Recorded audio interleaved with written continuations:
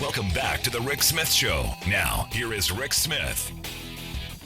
So I had a listener send me what is probably the longest email I have ever read in my life.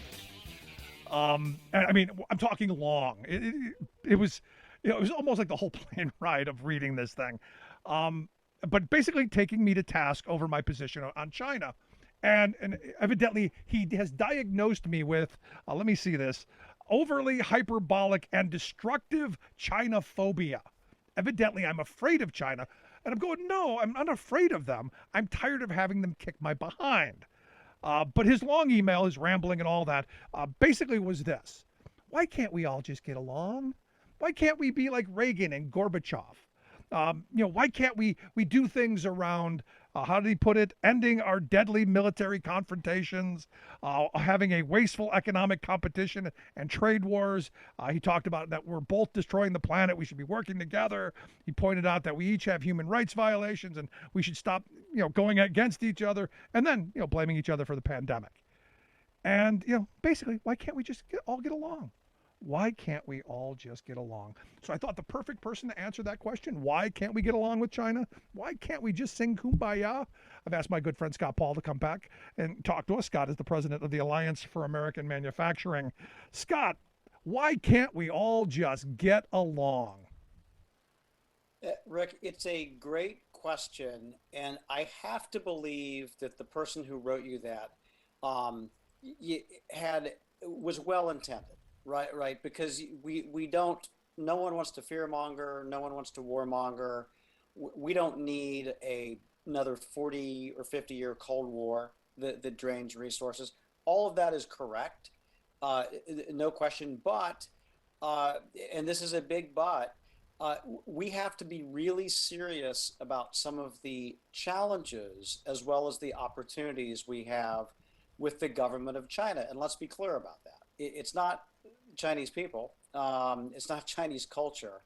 It's not anything like that. It's not even China's ability to have some influence in Asia, but it is about the policies of the Chinese government that spill over and have a negative impact on the rest of the world. Right, and the fact that the fact that they lie, cheat, and steal, and have been stealing our intellectual property, been the home of cheap exploitable labor and exploitable environmental regulations, and then tell us, oh, we're going to fix all those things, and we never see any real movement on it.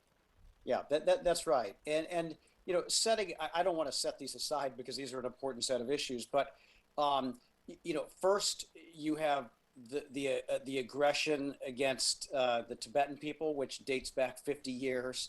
And then you have aggression against the Uyghur minority within China, and with respect to Hong Kong, just completely uprooting the democratic traditions that have been blossoming there over decades of time, and also these claims about the South China Sea that the Chinese government makes, which are also very much in dispute. And then you get to a lot of the economic aggression. And I am all for hundreds of millions of Chinese people being lifted out of poverty. I think that is unquestionably a great thing, because it means they would become consumers of American goods and American culture and others around the world. But the way China has approached its development, the Chinese government, is that it's at the expense of others. And so we're going to exploit our own labor to undermine yours. We're going to exploit our own environment to take away market share from yours. We're going to prop up these massive companies that we're going to own as the government. They won't have to make a profit, but we're going to take market share away from you because we want to dominate. We want to dominate, not only compete, but to dominate. And so you go from a China that 20, 25 years ago had a respectable market share, but not an outsized market share, to a China today that for some commodities, for some key goods, has like 75% of the world's production, and calls the shots. Yeah, and no, these shots, unfortunately, are not democratic, right, at all. They're very exclusionary. Yeah. No, I mean they basically have taken over the markets. And but here's the thing: I get people who then want to argue, well, that's competition, and they've figured out how to compete at a lower level. They do things more efficiently. Their wage structure's lower. Therefore, we have to do the same things. Again, that's that race to the bottom argument where we'll basically slit each other's throats for pennies, and well, and lose because we're never going to be able to compete with slave labor. We're not going to compete with a Chinese communist government who's going to heavily subsidize. We're set up in a loser's game, and it's been that way Right. for a while, Scott. Yeah, yeah, and I think the difference is, and why there's this, this kind of this threat of opinion out there that China's not a real threat, is that it has exerted its soft power and its hard power to influence American companies, and that includes the media, that includes multinational companies like Apple, and these companies become complicit in the goals and designs of the Chinese government, which again very much, China does not tolerate internal dissent whatsoever. It censors outside dissent. It is not about free speech or free debate or free expression or freedom of religion at all. It is exactly the opposite. And so I don't want an Americanized China. I don't want to see that necessarily, but I do want the Chinese people to have the ability to change their own government if they want to. And I also want the Chinese government to act in a way that if they make economic decisions, it doesn't come at the expense of workers in the United States and others around the world who also bode no ill will towards the Chinese government. But we've seen millions of manufacturing jobs lost because of this. We've seen a massive amount of carbon put into our atmosphere, CO2, because of the pollution from these zombie factories and zombie steel mills that exist in China. And it is wildly distorted markets. And it just, the problem is whenever, and this is the point, whenever you stand up and you say something, there's this pushback, but like, why are you getting down on China? They don't want to come bomb us or anything like that. And they certainly want to be a strategic competitor. There's just no doubt about it. But the policy choices that their government makes, that their communist government makes, have detrimental impact on citizens in the United States and others around the world. And that's why we speak up, why we stand up, and why we want to put a stop to this. No, and in fact, the Chinese communist government, they guard their image and really. I guess you have to give them credit that they're the ultimate brand defenders. When you can get one of the best wrestlers, the most popular wrestlers in this country, one of the wealthiest wrestlers, to learn Mandarin Chinese, to apologize for something that I don't think was a big deal, that's real power. Yeah, yeah. It's like, I called Taiwan, and so the government's upset. They're gonna completely keep my movies out of China forever, and my studio is going to dump me unless I make this pathetic apology. I mean, that gives you a sense that is a bullying tactic right there. And it's not just John Cena. I just don't want to pick on him. No, it's the entire thing. Yeah, it's virtually every Hollywood studio, virtually every tech company.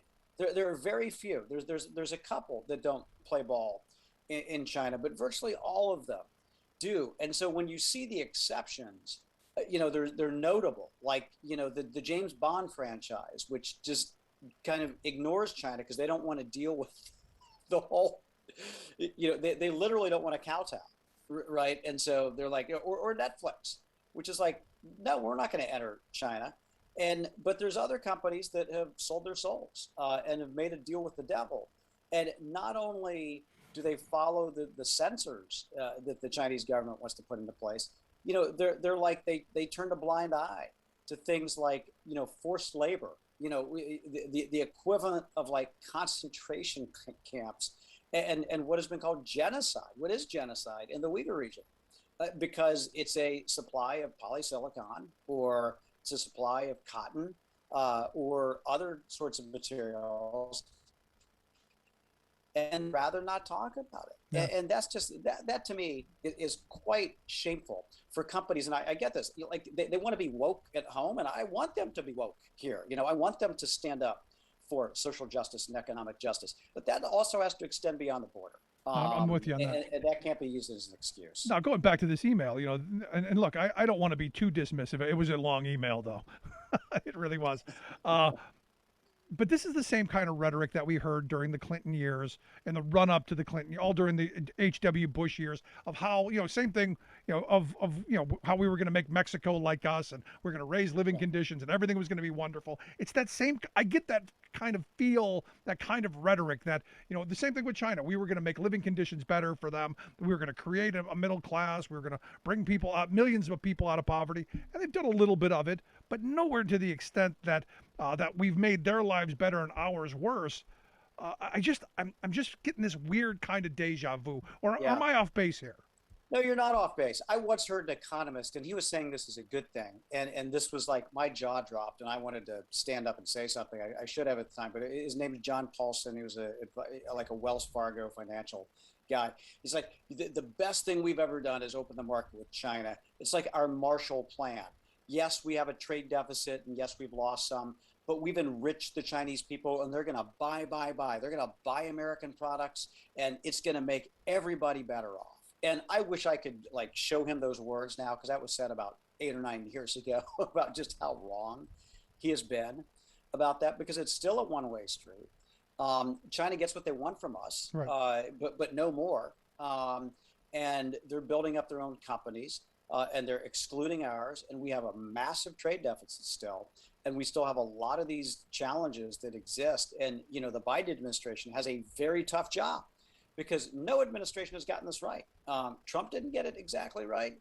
Obama didn't get it exactly right. I mean, Trump did something about it, but he was like flailing wildly. It wasn't structured at all. And so, Biden and his team have a very tough course ahead. But I think that they are very clear-eyed about what the potential threat is. And Rick, the evidence we have of that is this hypersonic missile launch that was done, which is a sophisticated technology that, could potentially escalate, the arms race to a new level, which is that no one wants to see that. But China is flexing here. Yep. No, this is definitely a moment of testing. There's definitely a moment of testing Biden, but I also think it doesn't matter who's in the White House. I think China has a plan. And I think Xi Jinping is probably the most dangerous person on this planet, as far as I'm concerned. I don't care about Kim Jong Il I don't care as much about him. I don't even really care about Putin as much. I think Xi is the most dangerous person to peace in this world.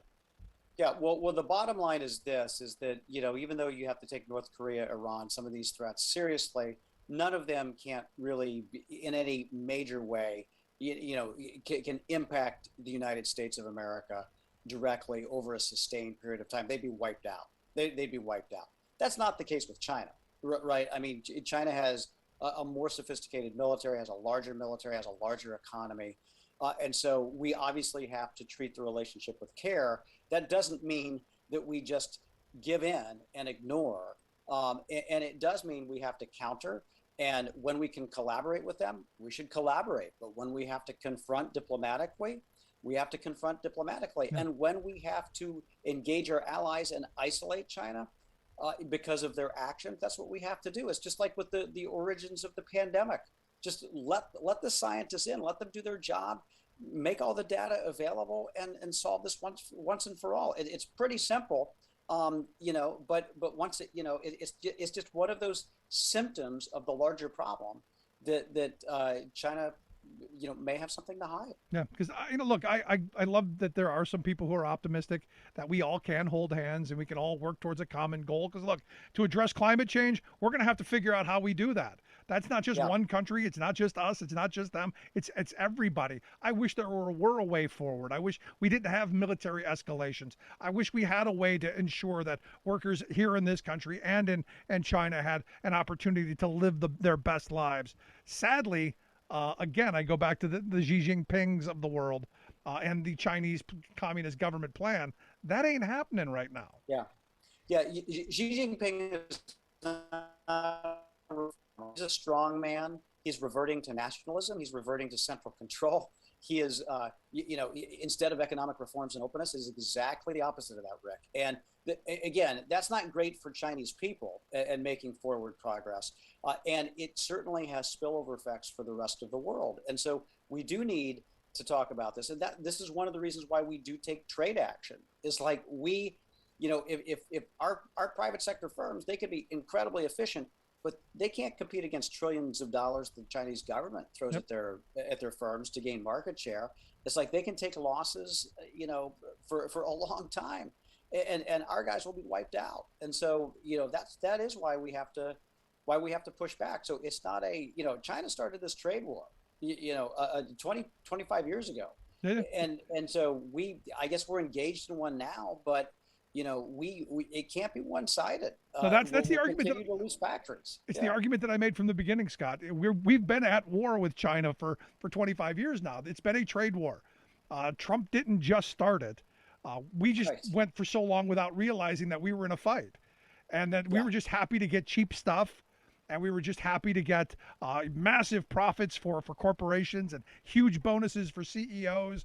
I argue our trade policies are working perfectly as they were intended, to make the wealth class wealthier and the rest of us, the people who actually do the work, a whole lot poorer. Yeah. Well, the irony, because there's all these boats that are waiting to, offload imports off the West Coast. The people complaining about that are the same ones who are the America first. Let's, put the tariffs on China. It's like, wait. You cannot have it both ways, because this is like America's import cartel, the Amazons, the Walmarts, the Targets, all of that have all of their crap on those boats that they want to get and to sell for Christmas. And all the critics of what's happening are the same people who are like, well, we should be buying American. It's like, well, you know what? You can do that. You have the ability to do that as a consumer. Yep. But if you're demanding that all those goods from Amazon and Walmart and Target are going to get off those boats and onto the shelves and into your house, then you're part of the problem. You're not part of the solution. No, I'm right there with you. But Scott, I appreciate the time, the expert input. I hope it answered my email friends' questions, and I hope it got us somewhere near. Why can't we just be friends? Rick, appreciate it as always. Thank you. Good stuff. Our good friend Scott Paul. You can check out the work that they do over at the Alliance for American Manufacturing at americanmanufacturing.org. We'll get links out on social media how you can check that out. Quick break. Right back after this. Stick around. You're listening to The Rick Smith Show. For working people. Time to talk. Remembering that united we bargain, divided we beg. Rick Smith.